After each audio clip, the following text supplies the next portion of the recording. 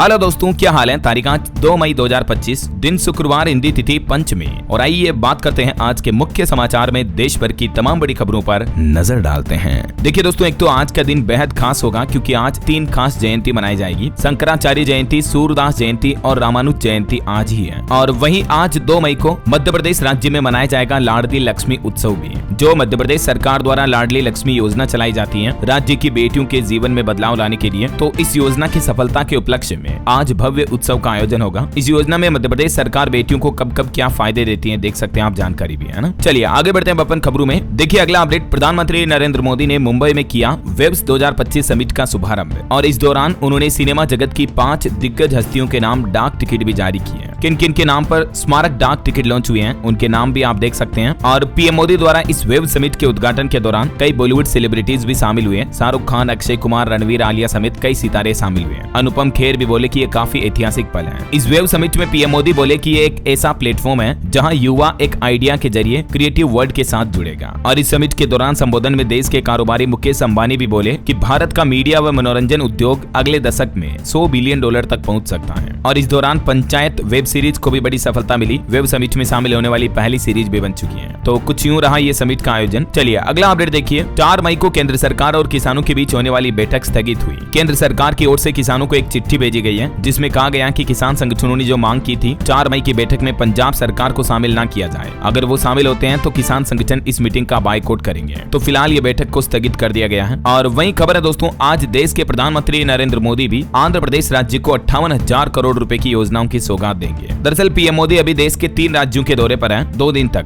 और इस दौरान कुल वो 68,000 करोड़ रुपए से भी ज्यादा की योजनाओं का शिलान्यास और लोकार्पण करेंगे। आज प्रधानमंत्री का आंध्र प्रदेश का भी दौरा होगा। यहाँ भी 58,000 करोड़ की परियोजनाओं का उद्घाटन होगा। और आज 2 मई को केरल में भी विंझियम डीप वाटर पोर्ट का उद्घाटन भी करेंगे पीएम मोदी और देश को मिलेगा पहला कंटेनर ट्रांसशिपमेंट बंदरगाह भी। चलिए अगली बड़ी खबर देखिए। देश भर में पेट्रोल पंप खोलने के लिए अब कुछ नए नियमों का पालन करना जरूरी होगा। सीपीसीबी की तरफ से एक नई एसओपी यानी गाइडलाइन जारी की गई। सीपीसीबी मतलब केंद्रीय प्रदूषण नियंत्रण बोर्ड की तरफ से पेट्रोल पंपों को लेकर जो ये सूचना जारी की है, जिसके मुताबिक नए नियम के अनुसार अब देश भर में पेट्रोल पंप खोलने के लिए राज्य प्रदूषण नियंत्रण बोर्ड से एनओसी लेना अनिवार्य होगा, वरना इस एनओसी के बिना पेट्रोल पंप खोलने की इजाजत नहीं होगी। सरकार का कहना है कि इस सिस्टम से प्रदूषण को तत्काल रोकने में भी मदद मिलेगी और इसके अलावा पेट्रोल डिपो की स्थापना के लिए सभी सुरक्षा मानकों का भी पालन किया जाएगा। चलिए अगली खबर देखिए। जोमेटो कंपनी ने 15 मिनट में डिलीवरी देने वाली सर्विस को बंद कर दिया, जिसे 4 महीने पहले कंपनी ने लॉन्च किया था। अब ब्लिंकिट के बिस्ट्रो पर फोकस कर रही है कंपनी। और वहीं हमारे देश के राज्यों की संपन्नता पर एक रिपोर्ट सामने आ रही है। देखिए दोस्तों, केयर एज रेटिंग्स की रिपोर्ट के मुताबिक अभी महाराष्ट्र राज्य हमारे देश का सबसे संपन्न राज्य है। इकोनॉमी और गवर्नेंस जैसे पैमानों पर टॉप है ये स्टेट, जबकि मध्य प्रदेश, झारखंड और बिहार काफी निचले पायदान पर आए। ये देख सकते हैं आप कंपोजिट स्कोर के डेटा में बड़े राज्यों में गुजरात राज्य दूसरे नंबर पर है, महाराष्ट्र पहले नंबर पर है। और इंफ्रास्ट्रक्चर के लिहाज से देखा जाए तो टॉप राज्य पंजाब है। गवर्नेंस के हिसाब से आंध्र प्रदेश राज्य नंबर 1 है। चलिए अगला अपडेट देखिए। जीएसटी कलेक्शन का टूटा रिकॉर्ड,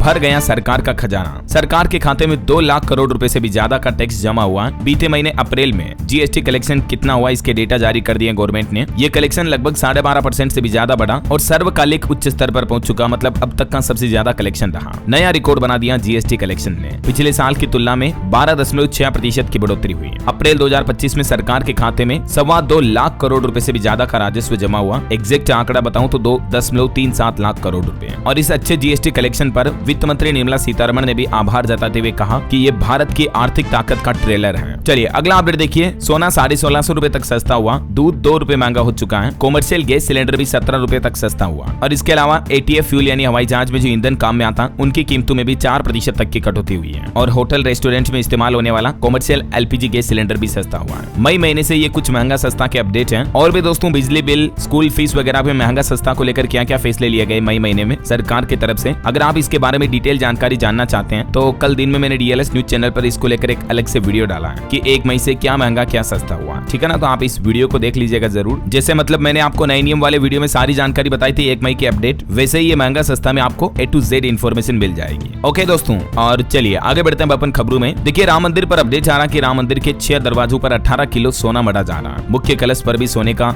जोल लगाया जाएगा और सोने के सिंहासन पर ही विराजमान होंगे अब राम सीता भी। वही प्लान है, अयोध्या में बनाई जाएगी 101 फीट ऊंची शिव प्रतिमा भी। श्रद्धालुओं को यहाँ मिलेगी फ्री खाने से लेकर फ्री इलाज तक की सेवा भी। श्री राम राष्ट्रीय सेवा ट्रस्ट की ओर से ये बड़ी प्रतिमा बनाई जा रही है। जहाँ 24 घंटे श्रद्धालुओं को ये सब कुछ सुविधाएं फ्री में मिलेगी, है ना। और वहीं देखिए दोस्तों, 4 धाम यात्रा की शुरुआत हो चुकी है। आज केदारपुरी पहुंचेगी केदारनाथ की पंचमुखी चल विग्रह डोली और आज 2 मई को कपाट भी खुल जाएंगे। और इससे पहले ही केदारनाथ मंदिर को 10,000 किलो फूलों से सजाया गया। गुजरात वडोदरा के 220 भक्तों ने सजाया इन मंदिर को। 8 राज्यों और 3 देशों से मंगवाए गए फूल। हाल ही में इससे पहले आपको पता होगा, अक्षय तृतीया के मौके पर गंगोत्री यमुनोत्री धाम के कपाट तो खुल चुके हैं और केदारनाथ धाम के कपाट भी आज 2 मई को खुल जाएंगे। उसके बाद फिर कल नहीं बल्कि परसों 4 मई को बद्रीनाथ धाम के कपाट भी खुल जाएंगे, ठीक है ना। और कुछ बड़ी दुर्घटनाओं की खबरें देखिए दोस्तों। राजस्थान के अजमेर के एक होटल में आग लग गई जिसमें 4 लोगों की जान चली गई। मरने वालों में 3 लोग तो एक ही परिवार के थे। वहीं गुजरात में भी एक बड़ा हादसा हो गया। गुजरात के खेड़ा में 5 भाई बहनों समेत 6 लोगों की मौत हो गई। नदी में नहाते समय सभी के सभी डूब गए। गर्मी की छुट्टियां बिताने ये चाचा के घर आए थे, लेकिन देखिए कितनी बड़ी अनहोनी और हादसा हो गया। बच्चों को लेकर खास ध्यान रखिए दोस्तों। और आपको अलर्ट करने वाली, सावधान करने वाली एक और खबर बताता हूँ। देखिए, आप मध्य प्रदेश का खास कागज मंगा करके ये यूट्यूब से सीख कर नकली नोट छाप रहे थे और इस तरह के सोशल मीडिया पर कई गैंग एक्टिव हैं जो नकली नोट छापने वाले गिरोह का साथ देते हैं। अभी एक दिन पहले जो राजस्थान के जोधपुर में ये नकली नोट वाली गैंग का पुलिस ने पर्दाफाश किया था, उसके बाद आरोपियों ने खुलासा किया कि हमारे नोट न एटीएम में पकड़ में आते हैं, न ही नोट गिनने वाली मशीन इनको चेक कर पाती है। मतलब इतने सातिर तरीके से ये नकली नोट बनाते हैं। इन आरोपियों के पास 7.5 लाख रुपए की फेक करेंसी भी मिली है। तभी तो मैं आपको कहता हूँ दोस्तों की नोटों का लेन देन करते समय हमेशा सावधान रहे, सतर्क रहे। ये जो नोटों के बंडल आप देख पा रहे हैं, ये नकली ही है, बिल्कुल असली जैसे दिख रहे हैं। ये दोनों आरोपी 12वीं पास हैं और इनमें से एक बाबूलाल तो पहले भी नकली नोटों के मामलों में जेल जा चुका है और फिर छूटने के बाद वापस ऐसे ही काम कर रहा है। देखिए जरा। तो दोस्तों, आप भी असली और नकली नोटों की पहचान कैसे कर सकते हैं, इस बारे में कुछ मुख्य बिंदु भी आप स्क्रीन पर देख सकते हैं। और रिजर्व बैंक का एक ऑफिशियल पोर्टल है दोस्तों, आप गूगल में लिखना RBI पैसा बोलता है, ठीक है। ये लिखोगे तो आपको एक ऑफिशियल लिंक मिलेगा, पहला ही लिंक। इस लिंक पे आप थोड़ा सा नीचे स्क्रॉल करके आओगे तो सभी तरह के नोटों की स्पेसिमेन कॉपी आपको यहाँ मिल जाएगी। जिस भी नोट पर आप क्लिक करोगे उसके बाद एक नया पेज खुलेगा और इस पेज के खुलने के बाद आपको यहाँ पर 1 से लेकर 2, 3, 4, 13 तक की नंबर संख्या में नोटों की पहचान करने के लिए अलग अलग विशेषताएं बताई गई हैं, समझ रहे हो। तो यहाँ थोड़ा चेक कर ले इन जानकारियों को। यहाँ आपको पता चल जाएगा एक्चुअली कि असली और नकली नोट की पहचान कैसे करते हैं। यहाँ पे ऊपर आपको 2 बटन मिलेंगे जिन पे क्लिक करके आप नोट के फ्रंट और रिवर्स व्यू दोनों की ही विशेषताएं चेक कर सकते हैं, ठीक है ना। बाकी जो मुख्य विशेषताएं होती हैं, ये 5 पॉइंट पर हमेशा फोकस करें नोटों का लेन देन करते समय। और अगर आप कभी दोस्तों एटीएम से पैसा निकालने जाते हो और उससे अगर नकली नोट निकल जाए तो तुरंत आपको सबसे पहले गार्ड को सूचना करनी है, फिर उस बैंक की ब्रांच में जाकर के इन्फॉर्म करना है, ठीक है ना, ताकि आपको नुकसान का सामना ना उठाना पड़ेगा, है ना। और चलिए अगली बड़ी खबर देखिए। हमारे देश के नेता कितने गंदे हैं, इसको लेकर एक ADR की रिपोर्ट सामने आ रही है। देखिए जरा। देश के 143 महिला सांसदों और विधायकों पर भी आपराधिक मामले दर्ज हैं, जिनमें से 78 पर तो हत्या और किडनैपिंग तक के गंभीर आरोप हैं। हर नेता के पास औसतन 20 करोड़ रुपए की संपत्ति है। ADR जो कि चुनाव सुधार पर काम करने वाला एक NGO है, इसका फुल फॉर्म है एसोसिएशन ऑफ डेमोक्रेटिक रिफॉर्म्स, उसकी तरफ से ये स्पेशली महिला सांसद और विधायकों को लेकर रिपोर्ट जारी की गई है, जिसमें सामने आया कि देश की कुल 512 महिला सांसदों और विधायकों में से 28% महिलाओं पर यानी लगभग 143 पर क्रिमिनल केस दर्ज है। कौन सी पार्टी में कितनी महिला नेताओं पर क्रिमिनल केस है, जिसकी जानकारी भी आप देख सकते हैं। जबकि हाल ही में इससे पहले मैंने आपको पुरुष नेताओं की भी एक रिपोर्ट बताई थी, जिसके मुताबिक देश में 45% विधायकों पर क्रिमिनल केस है, 1205 पर तो गंभीर आरोप है। मतलब देखिए, राजनीति में आधे से भी ज्यादा लोग तो दागी हैं जिन पर कोई न कोई क्रिमिनल केस चल रहे हैं। अब क्या कहोगे आप इनके बारे में, कमेंट करके बताइएगा जरूर। फिलहाल देखिए अगला अपडेट। डेरा मुखी राम रहीम की 21 दिन की पेरोल पूरी हुई। सिरसा डेरे से रोहतक की सुनारिया जेल पहुंचे वापस। चलिए, स्टूडेंट छात्र छात्राओं को लेकर एक बड़ा अपडेट सामने आ रहा। नीट 2025 पेपर लीक के आरोपों पर NTA ने कार्रवाई की। 106 टेलीग्राम और 16 इंस्टाग्राम चैनलों की पहचान की गई और इन सभी पर फर्जी सूचनाएं हटाने का आदेश भी जारी हुआ। दरअसल दोस्तों, बीते दिन से ही मीडिया में, खबरों में, सोशल मीडिया पर इस तरह के बयान वायरल किए जा रहे हैं कि नीट का पेपर लीक हो गया।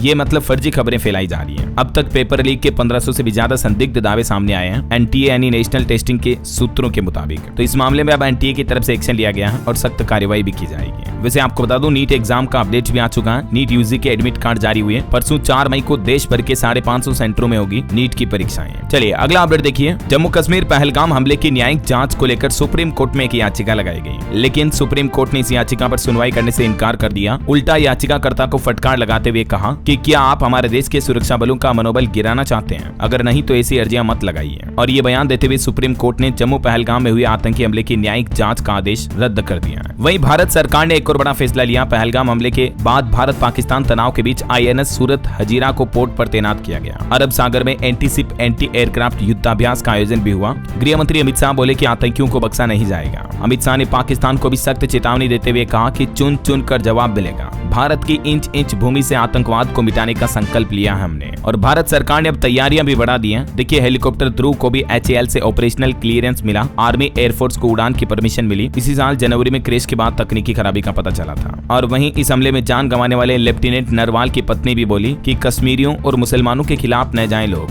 जिन्होंने लोगों को मारा उन्हें सजा मिलनी चाहिए, हमें शांति और इंसाफ चाहिए। वहीं बड़ी खबर आ रही इस मामले पर कि UNSC में भी पाकिस्तान को घेरने की तैयारी में है भारत। अब विदेश मंत्री एस जयशंकर ने संभाला मोर्चा। एक तरफ जहां हमारे देश के प्रधानमंत्री नरेंद्र मोदी ने देश के सैन्य बलों जवानों को आतंकियों पर कार्रवाई करने की खुली छूट दे दी है, तो वहीं दूसरी तरफ भारत ने वैश्विक समुदाय को भी अपनी बात समझाने की पहल तेज कर दी है। और इस क्रम में विदेश मंत्री एस जयशंकर ने संयुक्त राष्ट्र सुरक्षा परिषद के 7 अस्थायी सदस्यों से टेलीफोन पर बातचीत भी की है। ये वो दुनिया के सभी देशों के नाम है जिनके सदस्यों से विदेश मंत्री एस जयशंकर ने बातचीत की, जैसे कुवैत के विदेश मंत्री से भी बातचीत की। और एस जयशंकर ने अमेरिकी विदेश मंत्री से भी फोन पर बातचीत की और कहा कि पहलगाम हमले के गुनहगारों को सजा दिलाकर रहेंगे। इधर हमारे देश के रक्षा मंत्री राजनाथ सिंह ने भी अमेरिकी रक्षा मंत्री को फोन किया और जम्मू पहलगाम समेत कई अहम मुद्दों पर चर्चा हुई, बातचीत हुई। भारत सरकार ने एक और बड़ा एक्शन लिया। हानिया माहिरा खान समेत कई पाकिस्तानी कलाकारों के इंस्टाग्राम अकाउंट भी ब्लॉक कर दिए गए हैं। वहीं खबर देखिए अरब सागर में उतरे नौसेना के जंगी जहाज, गुजरात के समंदर में हुई फायरिंग ड्रिल भी हाई अलर्ट पर है हमारे देश के भारतीय जवान। तो भारत के इस कार्रवाई से खौफ में आया पाकिस्तान और ISI चीफ असीम मलिक को सौंपी पाकिस्तान ने NSA की कमान भी। वहीं भारत पाकिस्तान में तनाव के बीच US विदेश मंत्री ने भी एस जयशंकर और शहबाज शरीफ को फोन किया, दोनों देशों को शांति से मसला हल करने का सुझाव भी दिया। वहीं खबर है भारत मिस्र के रिश्तों पर भी रक्षा सहयोग को मजबूत करने काहिरा पहुंचा भारतीय उच्च स्तरीय प्रतिनिधिमंडल। और पाकिस्तान की घिनौनी हरकत तो देखिए दोस्तों जरा, LOC पर फिर से फायरिंग की पाकिस्तान ने, तो भारतीय सेना ने भी मुंहतोड़ जवाब दिया। ये लगातार 7वां दिन रहा जब पाकिस्तानी सेना ने सीज फायर का उल्लंघन किया और अब पाकिस्तान डर के मारे अमेरिकी राष्ट्रपति डोनाल्ड ट्रंप तक पहुंच चुका मदद के लिए। बोला कि खुद से बड़े मुल्क के साथ जंग नहीं चाहते हम। जहां एक तरफ पाकिस्तान ने ISI के चीफ असीम मलिक को NSA बना दिया, जबकि इतने दिनों अप्रैल 2022 के बाद से पाकिस्तान का यह पद खाली पड़ा था। इस बीच अब पहलगाम हमले के बाद पाकिस्तान ने अमेरिका से भी मदद मांगी है। कहा कि भारत पर जिम्मेदारी से पेश आने का दबाव बनाए अमेरिका। US विदेश मंत्री भी बोले कि दोनों देश मिलकर तनाव को कम करें। वहीं खबर आ रही कि पाकिस्तान ने भारत भेजे गए 150 अफगान ट्रकों को भी इजाजत दी। हालांकि ICP पर भारत की मंजूरी मिलना अभी बाकी है। पहलगाम हमले के बाद से ये रूट भी बंद पड़ा है। 3800 करोड़ का व्यापार प्रभावित हुआ। और वहीं देखिए एक CRPF जवान की पत्नी को अब पाकिस्तान नहीं भेजा जाएगा, कोर्ट ने डिपोर्टेशन पर लगाई रोक।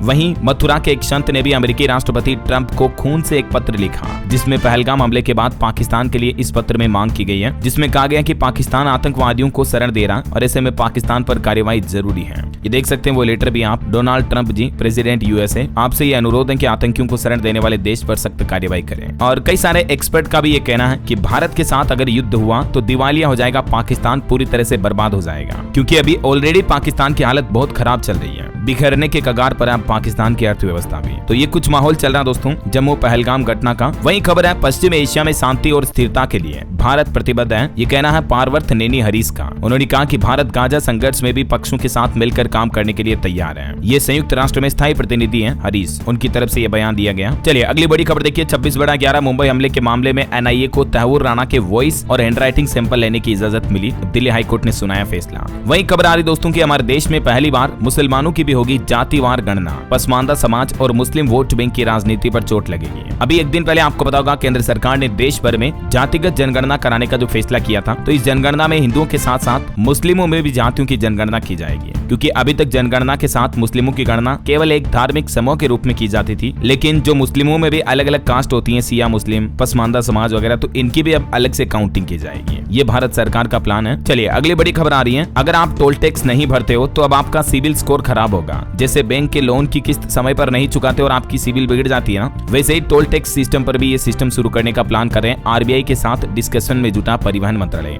तो केंद्र सरकार जल्द ही हमारे देश में नई टोल नीति ला सकती है, जिसमें एक तो ये सिस्टम भी होगा कि आपको सिर्फ उतना ही टोल देना होगा जितनी दूरी पर नेशनल हाईवे एक्सप्रेस वे पर आपकी गाड़ी चलेगी। और अब टोल टैक्स नहीं भरने की आदत आपके क्रेडिट स्कोर को भी नुकसान पहुंचा सकती है। फिलहाल मतलब ये मुद्दे पर प्लान चल रहा परिवहन मंत्रालय और RBI का। तो जल्द ही टोल नीति में ये कई मुख्य बदलाव आपको देखने को मिलेंगे। बहरहाल अभी तो कुछ और महत्वपूर्ण और काम की खबरें देखेंगे दोस्तों अपन, लेकिन फिलहाल वक्त तो चला है आज के ताजा मौसम समाचार जानने का। और हाँ, एक छोटी सी गुजारिश आपसे ये है दोस्तों कि अगर आप DLS न्यूज चैनल से अभी तक भी जुड़े नहीं हो तो जुड़ जाइए, चैनल को सब्सक्राइब करके बेल आइकन जरूर दबा दीजिएगा और इस वीडियो पर एक लाइक और शेयर भी कर देना ताकि आपको रोजाना की ताजा खबरें, महत्वपूर्ण मुख्य समाचार, काम के न्यूज अपडेट सबसे पहले आपके मोबाइल पर मिलते रहेंगे। आप एक काम करना, आज की ये खबरें समाप्त होने के बाद खुद एक बार चैनल पर जाकर देखना, ठीक है ना। आपको पता चल जाएगा कि हाँ यार डीएलएस भाई आपके लिए कितनी अच्छी काम की खबरें लेकर आता है डेली की डेली। चलिए फिलहाल आगे बढ़ते हैं खबरों में। देखिए दिल्ली, उत्तर प्रदेश समेत देश के कई राज्यों में होगी बादलों की एंट्री, आंधी के साथ बारिश का भी अनुमान है। अगले 3 दिन येलो अलर्ट जारी किया मौसम विभाग ने। कुछ अलग अलग राज्यों के हालात देखते हैं। देखिए दिल्ली एनसीआर में भी फिर से बिगड़ेगा मौसम, 70 किलोमीटर प्रति घंटा की रफ्तार से चलेगी हवाएं। 3 दिन आंधी बारिश का अलर्ट है। तो वहीं राजस्थान, उत्तर प्रदेश, बिहार, छत्तीसगढ़ में भी आंधी बारिश होगी। राजस्थान के तो 21 जिलों में बीते दिन भी आंधी बारिश हुई, आज भी अलर्ट है। जैसलमेर और बाड़मेर में गर्मी ने नया रिकॉर्ड बनाया, बीते 11 सालों का रिकॉर्ड तोड़ दिया। इन जिलों में तो गर्मी इतनी तेज पड़ रही है, 46 डिग्री से भी ऊपर पहुंच चुका तापमान। बीते दिन राजस्थान के कई जिलों में बारिश हुई, ओले गिरे। भीलवाड़ा, जैसलमेर में भी तेज बरसात हुई। उसके बाद लोगों को हालांकि थोड़ी गर्मी से राहत जरूर मिली है। बाकी आज 2 मई को भी राजस्थान के 30 जिलों में आंधी बारिश का अलर्ट है। तेज अंधड़ के साथ ओले भी गिरेंगे, तो सावधान रहें, बिना काम घर से बाहर ना निकले, है ना। वहीं बिहार की बात करें तो बिहार में भी देखिए पटना, भागलपुर में आंधी बारिश के साथ ओले गिरे। भोजपुर में बिजली गिरने की वजह से 4 लड़कियां घायल हो गई। उत्तर प्रदेश में देखिए गोरखपुर में ओले गिरे, बस्ती में एक पति पत्नी की जान चली गई। यूपी में भी अचानक बदला मौसम, अयोध्या, लखनऊ में भी आंधी चली। 30 जिलों में अलर्ट है आज भी। मध्य प्रदेश में आज भी कई जिलों में बारिश होगी, ओले गिरेंगे। तो वहीं पंजाब में भी आज बारिश की संभावना है, 60 किलोमीटर प्रति घंटा की रफ्तार से हवाएं चलेगी। हरियाणा में अगले 3 दिन बारिश का अलर्ट है, धूल भरी आंधियां भी चलेगी। छत्तीसगढ़ में भी आंधी तूफान की घटनाओं में बेमेतरा में 2 लोगों की जान चली गई। हिमाचल में भी शिमला वगैरह कई जिलों में जोरदार बारिश और ओलावृष्टि का अलर्ट है। 8 जिलों में ऑरेंज अलर्ट। 7 मई तक हिमाचल में आंधी तूफान और बिजली गिरने का खतरा मंडराया रहेगा, ठीक है। और भी स्काईमेट वेदर की रिपोर्ट के मुताबिक अगले 24 घंटों के दौरान मौसम की संभावित गतिविधियां क्या रह सकती हैं, जिसकी जानकारी आप देख सकते हैं स्क्रीन पर। 2 मई, 3 मई और 4 मई तक इन कुछ राज्यों में बारिश और गर्मी के हालात ऐसे रहेंगे। ओके, और चलिए मौसम के बाद कुछ मार्केट अपडेट्स पर भी नजर डाल लेते हैं दोस्तों। तो देखिए हर शेयर पर 7 रुपए का डिविडेंड देगी Adani ports company. Zomato company का मुनाफा चौथी तिमाही में 78% कम हुआ।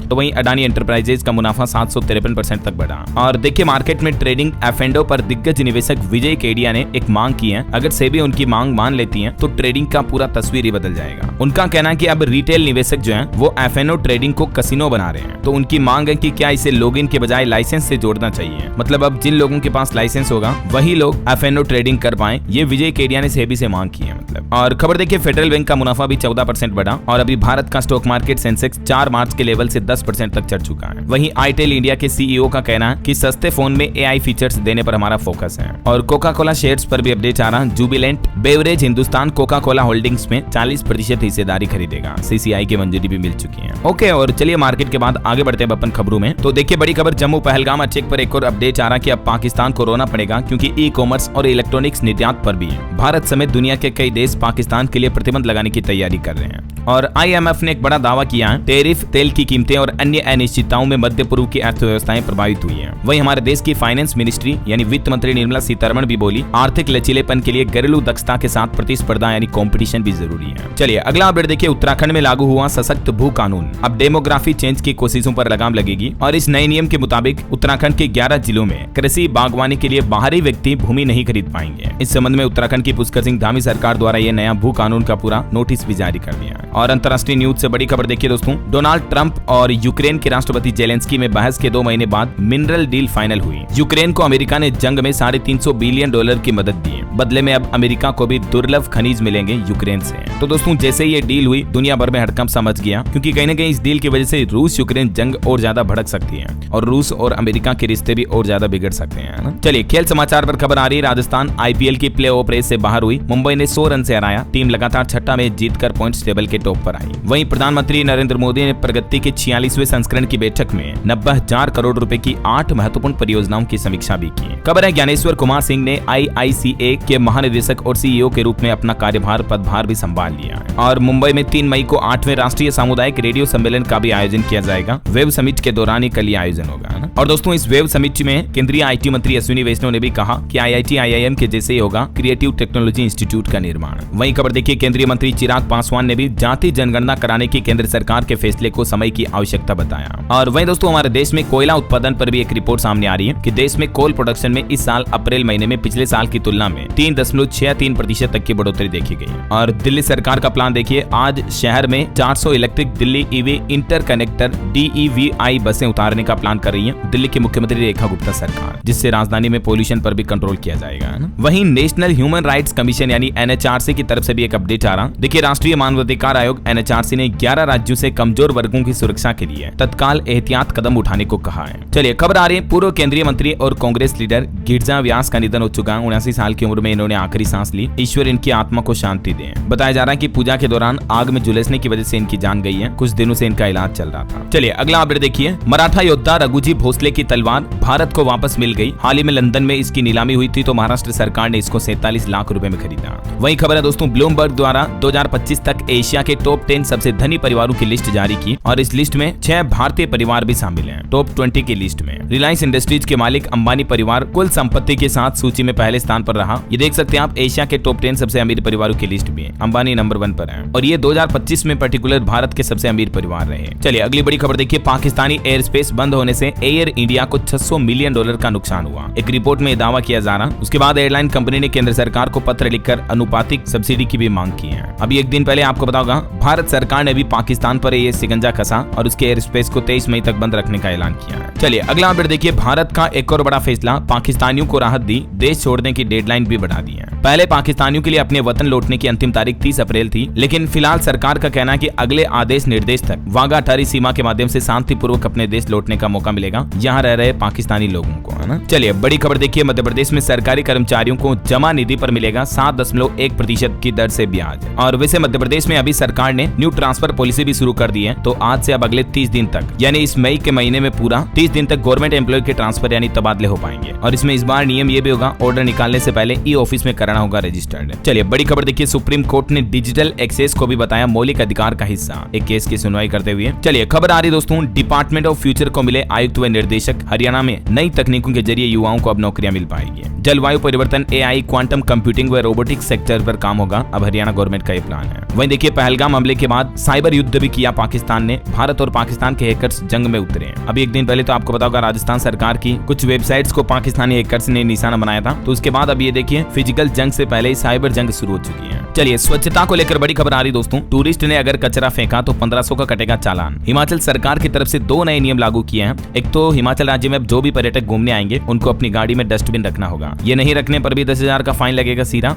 और इन 2 निर्णयों में से दूसरा निर्णय ये रहा कि पर्यटन स्थलों और पहाड़ों पर कचरा फेंकने वालों के भी चालान काटे जाएंगे, है ना। और एक अनोखी खबर देखिए, मध्य प्रदेश के राजगढ़ का ये मामला। बारात लेकर अस्पताल पहुंचा दुल्हा। अस्पताल की OPD में ही 7 फेरे लिए। दुल्हन को गोद में उठाकर शादी की रस्में भी निभाई, क्योंकि इनके शादी के लिए अगला शुभ मुहूर्त 2 साल बाद था और अभी इनकी होने वाली मंगेतर बीमार थी। तो मध्य प्रदेश के राजगढ़ जिले ब्यावरा में अक्षय तृतीया के मौके पर यह अनोखी शादी देखने को मिली है। चलिए अगली बड़ी खबर देखिए। अब UPI ट्रांजैक्शंस और तेज होंगे। अगले महीने 16 जून से कुछ नियम बदलने जा रहे। सरकार की तरफ से अहम बदलाव किया है। NPCI यानी national payments corporation of India ने UPI की सर्विस को और तेज करने के लिए और विश्वसनीय बनाने के लिए एक नया रिस्पॉन्ड सिस्टम शुरू किया है और इसके लिए एक टाइमिंग तय की है, जिसके मुताबिक अब रिक्वेस्ट पे और रिस्पॉन्ड पे सर्विस का रिस्पॉन्ड टाइम 30 सेकंड से घटाकर 15 सेकंड ही कर दिया है। 15 सेकंड के अंदर पेमेंट रिक्वेस्ट को एक्सेप्ट नहीं किया तो ऑटोमेटिकली कैंसिल हो जाएगी। इसके अलावा कुछ अलग अलग ट्रांजेक्शन के लिए टाइम तो मात्र 10 सेकंड रहेगा। NPCI का कहना है कि ये कदम इसलिए उठाया जा रहा क्योंकि आए दिन कई बार सिस्टम में भी खराबी के मामले सामने आते हैं और इसके अलावा साइबर फ्रॉड, साइबर क्राइम की घटनाओं पर भी इस फैसले से रोक लगेगी। स्कैमर्स जरा सावधान हो जाएं। NPCI की तरफ से जल्दी ये नया नियम लागू किया जा रहा है। वहीं PF खाता वालों के लिए भी एक अपडेट आ रहा। EPFO में अब ग्राहकों की प्रोफाइल में सुधार करना और भी आसान होगा। खाता ट्रांसफर करने का झंझट भी खत्म होने जा रहा। इसी साल 2025 में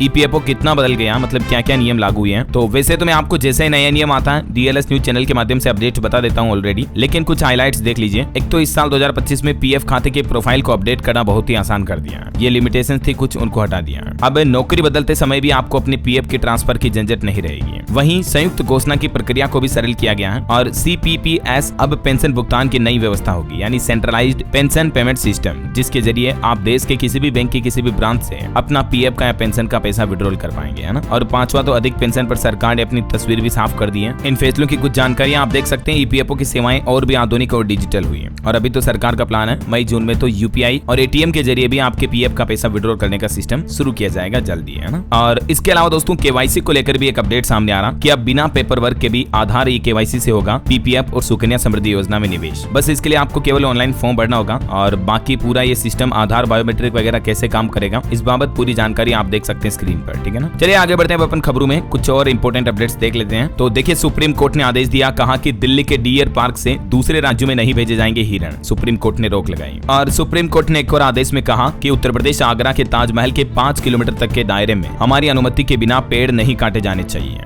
वहीं सुप्रीम कोर्ट से देश के परिवहन मंत्री नितिन गडकरी को भी राहत मिली। 2019 के चुनाव पर हाईकोर्ट के आदेश को रखा बरकरार। उन पर चुनाव में जो धांधली के आरोप लगे थे तो उस पर बॉम्बे हाईकोर्ट के फैसले को बरकरार रखा सुप्रीम कोर्ट ने। एक बड़ी चिंताजनक रिपोर्ट सामने आ रही दोस्तों, जलवायु परिवर्तन की वजह से वैश्विक रक्त उपलब्धता पर संकट बढ़ता जा रहा, रक्तदान करने वालों की संख्या में भी कमी आ रही है। वहीं खबर है अमेरिकी राष्ट्रीय सुरक्षा सलाहकार माइक वाल्ट्ज हटाए गए, डोनाल्ड ट्रंप के दूसरे कार्यकाल में यह बड़ा बदलाव हुआ। और कांग्रेस की एक मांग देखिए, आरक्षण को बढ़ाकर 68% करें सरकार। कांग्रेस अध्यक्ष मल्लिकार्जुन खड़गे ने केंद्र सरकार से अपील भी की है। उन्होंने कहा कि 50% आरक्षण की सीमा को हटाएं और इसे बढ़ाकर 68% तक कर दें। और टेक न्यूज से बड़ी खबर देखिए, एप्पल कंपनी ने 150 देशों के लोगों को वार्निंग मैसेज भेजा, जिसमें कहा कि हैकिंग के शिकार हो सकते हैं आप भी। दुनिया के 100 से भी ज्यादा देशों के यूजर्स पर ये एप्पल मोबाइल फोन पर हैकिंग का खतरा सामने आया, तो सावधान रहें जरा, है ना। और डिफेंस पर एक और बड़ा अपडेट देखिए दोस्तों, भारत को मिलेंगे $11 अरब के सैन्य हार्डवेयर, रसद सहायता भी मिलेगी, अमेरिकी एजेंसी DSCA ने दी मंजूरी। वहीं उत्तर प्रदेश में सरकारी भूमि पर बने 7 और मदरसों को सील किया गया, अब तक 41 मदरसे सील किए गए। किसानों की MSP खरीद पर भी सरकार ने आंकड़े जारी किए। देखिए MSP पर सरकार ने अब तक 256 लाख टन गेहूं खरीद लिया है, जिससे किसानों को 62,000 करोड़ रुपए से भी ज्यादा का भुगतान किया गया है ना। वहीं खबर आ रही कि IPO से पहले डीमेट खाता होना अब जरूरी हो सकता है। सेबी इस तरह का नया नियम लाने जा रहा शेयर होल्डर्स के लिए, जिससे कि फिजिकल शेयर के रिस्क थोड़े कम होंगे।